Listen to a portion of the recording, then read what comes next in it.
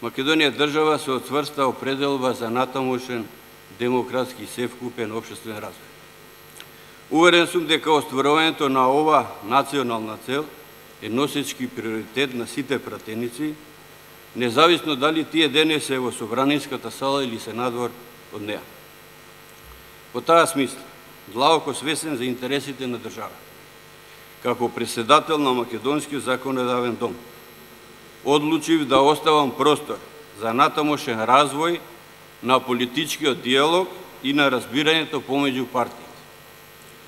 Македонија мора да продолжи со силно темпо да ги реализира целите за натамошен развој на односите со Европската унија и со НАТО, независно од нашите политички разлики.